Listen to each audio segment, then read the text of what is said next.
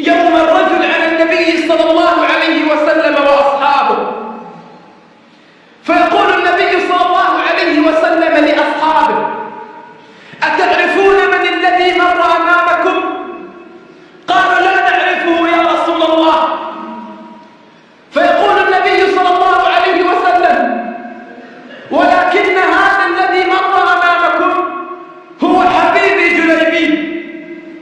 إن الذي مر أمامكم هو حبيبي جليبيب، يعيش مع الصحابة ويعيش بينهم، إلا أنهم لا يعرفون اسمه.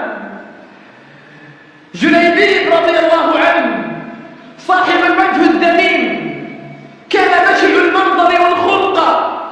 جليبيب ثيابه رثة، ثيابه مرقعة وممزقة.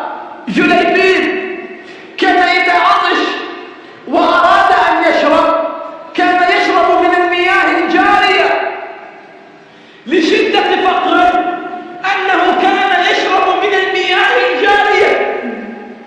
الميزان عند الله ليس ميزان درهم ولا دينار. بعدما تسمع قصة جليبيب ستعلم أن أبدا ليس الميزان عند الله ميزان عمارة ولا سيارة ولا درهم ولا دينار، وأنما الميزان عند الله بما تبذل في سبيل الله، بما تضحي لأجل دين الله. الصحابة لا يعرفونه، إذا عطش يشرب من المياه الجارية، بشع الخلقة والمنظر، غريب حتى بين أصحاب النبي صلى الله عليه وسلم. فيمر يوما على النبي صلى الله عليه وسلم، فيقول النبي: يا جليبيب ألا تتزوج؟ فيقول جليبيب: يا رسول الله، ومن يزوج جليبيب؟ ولا جاه ولا سلطان ولا مال ولا جمال. فيمر يوما آخر على النبي صلى الله عليه وسلم، فيقول النبي: يا جليبيب ألا تتزوج؟ فيقول جليبيب: ومن يزوج جليبيب يا رسول الله؟ ولا جمال ولا سلطان. فيمر يوما آخر على النبي صلى الله عليه وسلم، فيقول النبي: يا جليبيب ألا تتزوج؟ فيقول جليبيب: ومن يزوج جليبيب يا رسول الله؟ ولا جاه ولا جمال.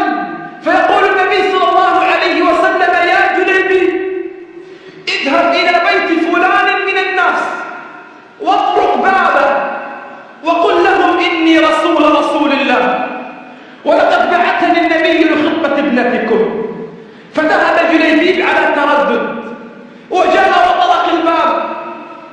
خرج إليه الوالد، قال: ما الذي جاء بك؟ قال: لقد بعثني النبي صلى الله عليه وسلم لخطبة ابنتك. فرده الوالد،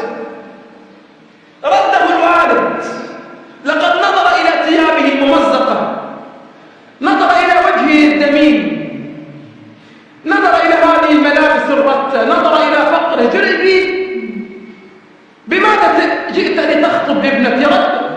سمع هذا الكلام وسمعت هذه الكلمات تلك الفتاة التي جاء جليبيب لخطبتها. قالت: تعال يا أبتاه، كيف ترد رسول الله صلى الله عليه وسلم؟ والله ما كنت لأقطع أمرا أراده النبي صلى الله عليه وسلم. وأقسمت على أبيها أن تتزوج جليبيب. أقيمت ليلة الزفاف، وإذا في هذه الليلة وهي أعظم وصال يقام بين الزوج وزوجته، إذا بمنادي الله ينادي: